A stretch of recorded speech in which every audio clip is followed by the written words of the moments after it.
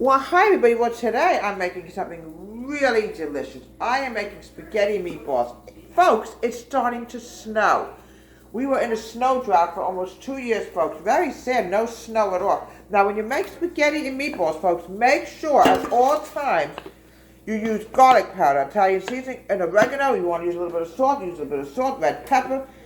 Always use Italian breadcrumbs. It's delicious and yummy. Well, yes, we're going to make a fantastic spaghetti meatballs where my grandmother Bessie always used thin spaghetti. Sorry about that. Always used thin spaghetti, folks. It came out really good. We're going to take a pound of chopped meat. Yeah, I really can't believe it's snowing out. We were in a snow drought, folks. I call it a snow drought for almost 2 years. A very sad thing. And we don't know how much we're going to get, folks. It could be anything between nothing to 3 inches. We don't know. Now, what I want to do now is I'm going to grab my egg out of my refrigerator. Yeah, I looked outside and said, oh my goodness, it's snowing. What a beautiful sight. Well, anyway, my grandmother Bessie made spaghetti meatballs. We used to go there every Sunday. Always use Italian breadcrumbs. She used to make her breadcrumbs from scratch. It was really good how she used to do it. Someday down the road, I'll get the recipe somehow. 1 egg. I want to now add in a dash of garlic powder. Here we go. I want to add in some Italian seasoning. And I want to add in a little bit of oregano.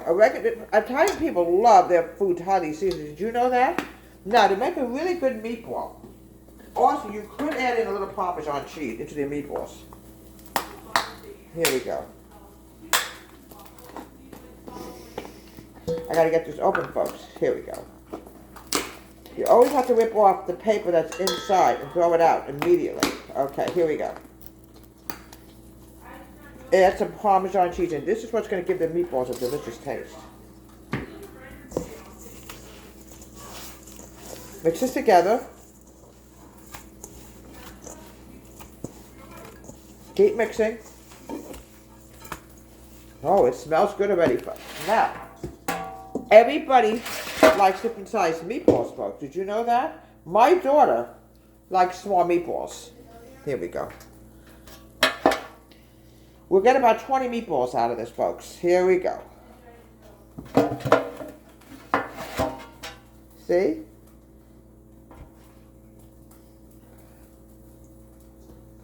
It's a fantastic way to have a delicious meal when you know it's a day that you really don't want to go outside. It's like 25 degrees here. I really don't want to go outside today. It's not a very nice day. But however, it is snowing, so it's such a nice thing to see snowflakes falling. It might be just a snow shower. We don't know.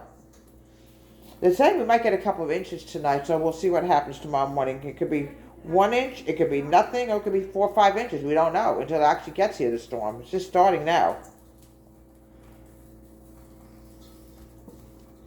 All right, we're going to keep making these meatballs, folks. Some people like them large, and some people like them small. Here we go.